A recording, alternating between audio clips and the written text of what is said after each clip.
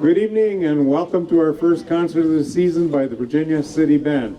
As I read in the newspaper, I think this is probably about the 103rd year, 102nd year, something in that neighborhood. So our flag tonight is up on the pole by the fountain. So we will start our program with the Star Spangled Banner. If you're able to stand, stand. Otherwise,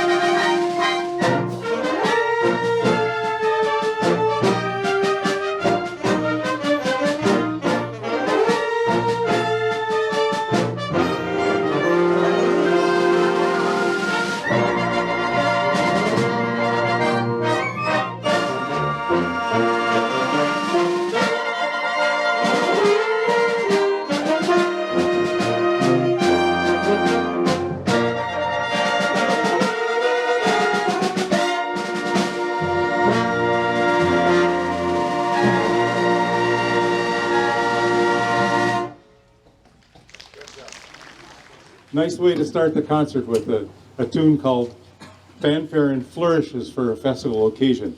It was actually originally written for the British brass bands, if you've ever listened, or they have such active brass bands. We've had one that's played at the Finnish Hall, etc. Great piece of music written for our band by a guy named James Curnow, who you're going to hear a few times. It was taken from a tune called Te Deum in the early 16 and 1700s, somewhere in that neighborhood, and then, of course, not arranged for a band then, but then somebody in this British band heard it and thought, well, let's write this for our bands. And so thank heavens we have this. It's been around for a few years now, and it's just a nice opener. We're going to continue our program with a tune called The Meistersinger, and it's by Richard Wagner. And I had the opportunity to, when I first retired, to do a little European trip, and one of the highlights was on Lake Lucerne in Switzerland, and beautiful lake, and the scenery around it is absolutely beautiful. And we were pointed out to Wagner's summer home, and actually he lived there for quite a while. But Wagner is kind of a great composer of the time. He has, you'll hear some what we call chromaticism, that building up, etc. And so his composing was rather bold at the time that he was writing. His lifespan was 1813 to 1833, by the way. And so he befriended King Ludwig II in Germany. The town that he moved to was Bayreuth, and they built an opera house for him. And so the Meistersinger, there's 3 particular tunes from the opera, the Meistersinger.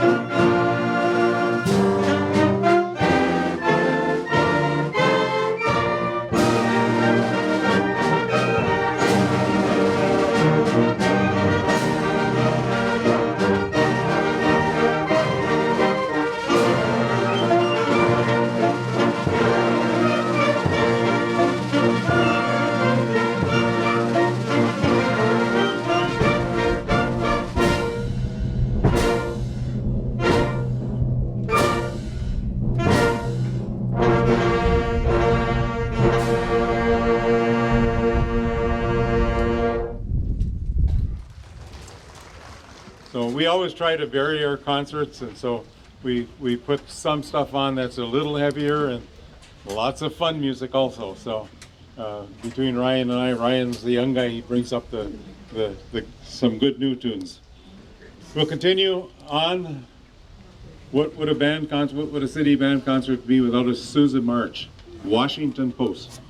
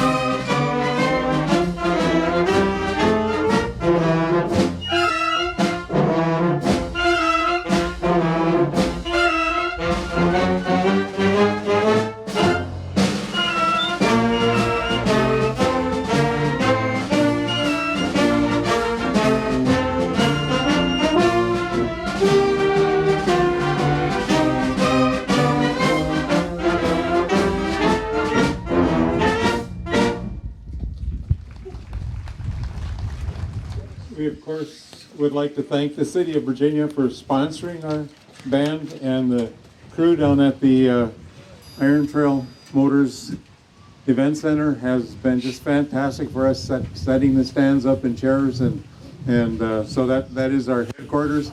Last night we were out on the hockey rink practicing, or Tuesday night, and it was kind of fun.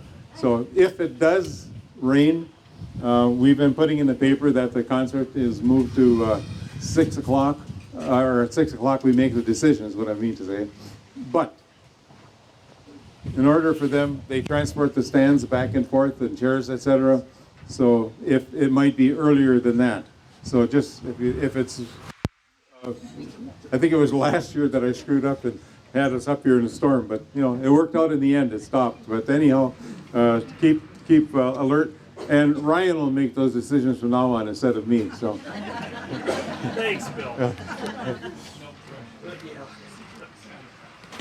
Next on our program, we have a waltz, and it came about that one of our clarinet players, Beth, was riding down the road in her car and heard this on the radio and said, "Boy, is that nice!" Then heard the band arrangement of it, bought it and said, "We're going to use this." And it's a march written by Shostakovich. Now, I'd never dreamt that he wrote a waltz, but probably when you leave here, if you've ever heard of earworms, this is the one that'll do it. I had them all last week, so. But really a neat march, and you can tell that it's not a Viennese waltz just by listening to it.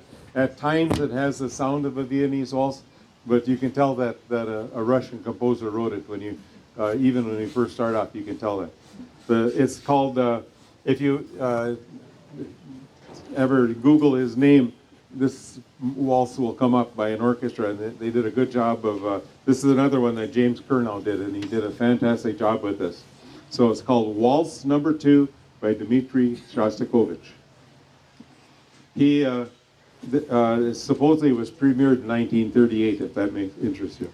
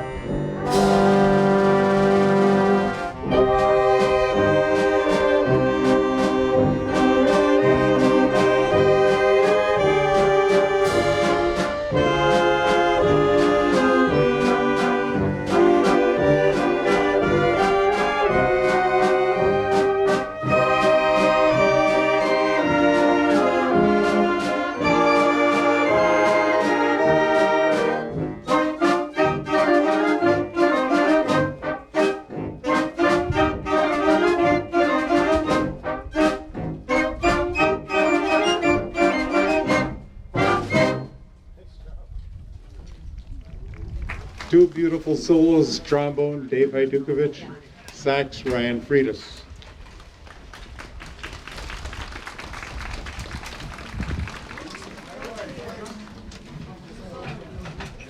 So keeping up with the excitement parts of the concert.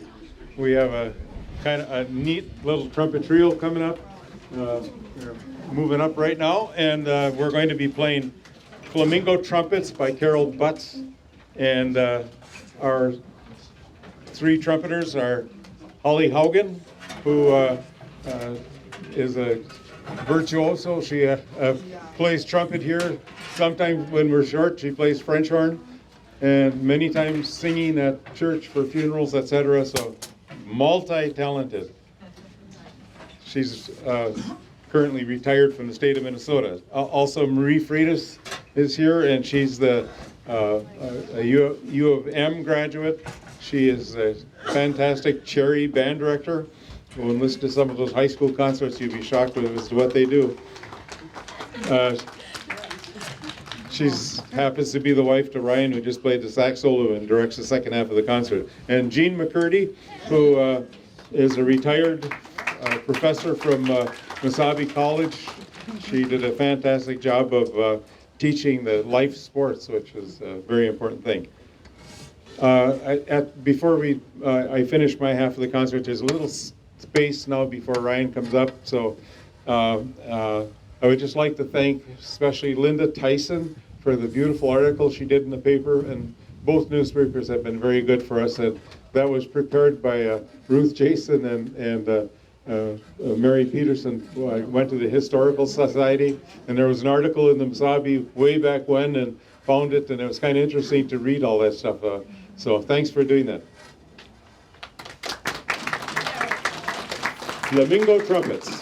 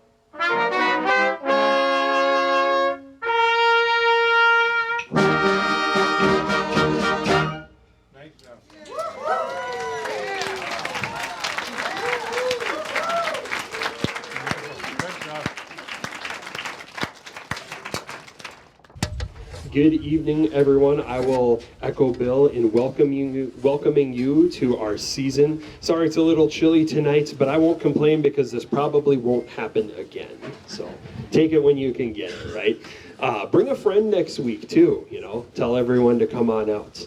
The concert should hopefully just get better and better from here.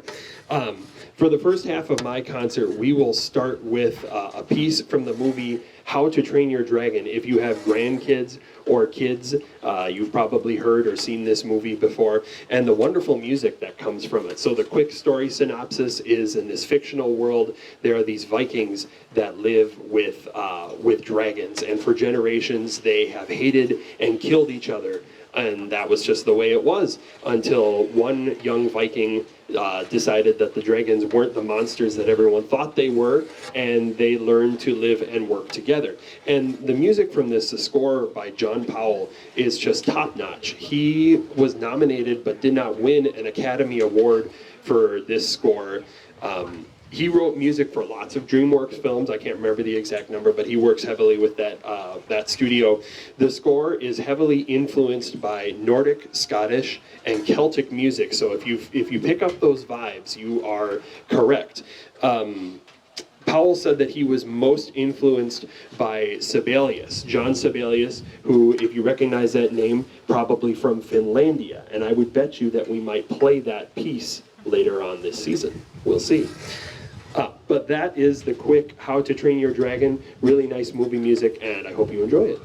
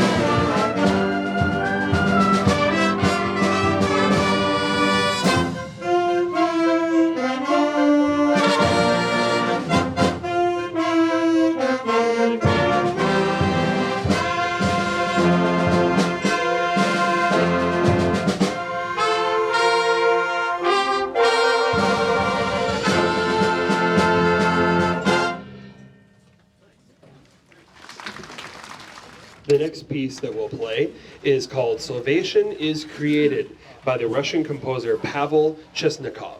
So Chesnikov was Russian, and this piece was written in 1912. It was written as a choral piece for the Russian Orthodox Church. And this is one of the last religious pieces that Chesnikov wrote before the Soviets took over and forced composers to only write secular works from that point forward.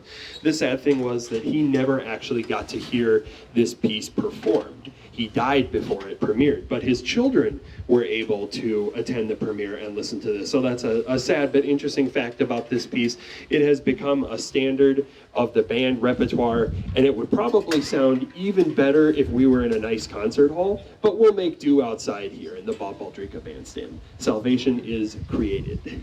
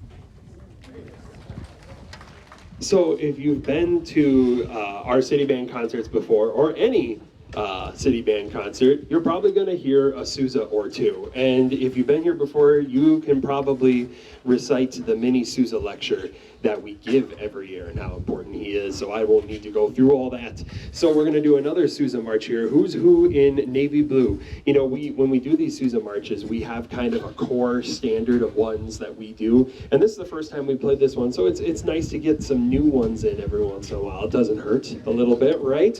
So this particular march was written in 1920 for the 1920 U.S. Naval Academy graduating class, and back then the tradition was that every graduating class would have a march or just any other sort of piece of music commissioned for their graduation. And this class decided to swing for the fences and asked John Philip Sousa to write. And he, of course, was a Navy vet from World War I, so he was obliged to do it.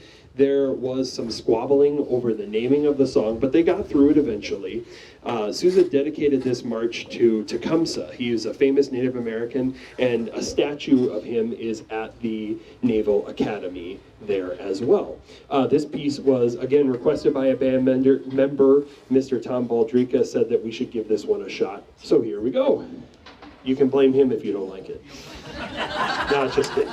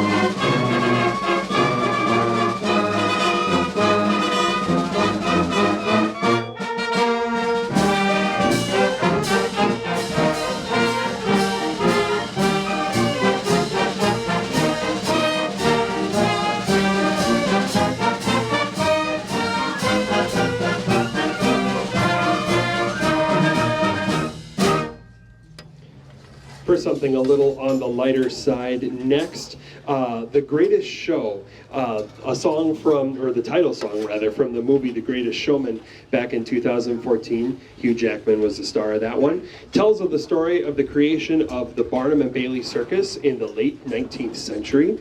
The circus ran from then until 2017 for a grand total of 146 years. So anything lasting that long is pretty incredible. I know at one point they were thinking of starting it back up again, and I don't know whether they ever were successful or not. But regardless of that, it's a fun, catchy tune that you're sure to like.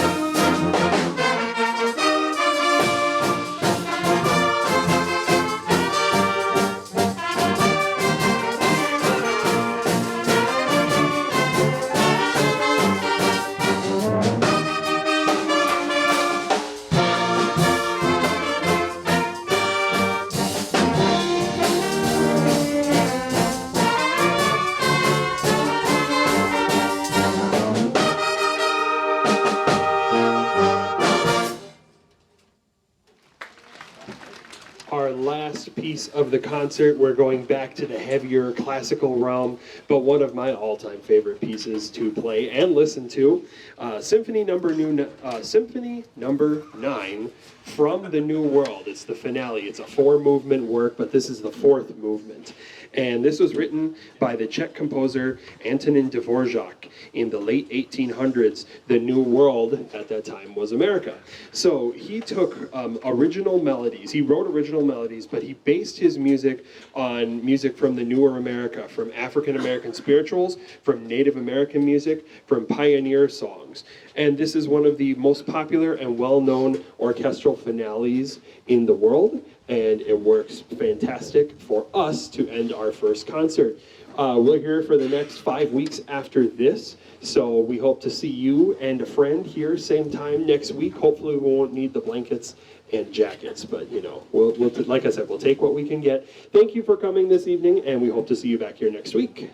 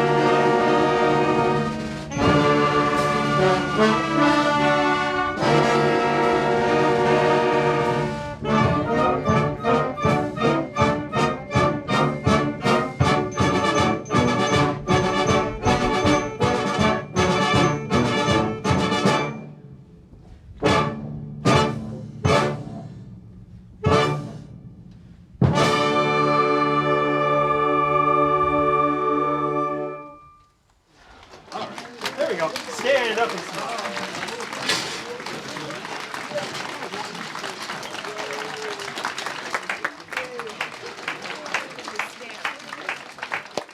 Thank you very much.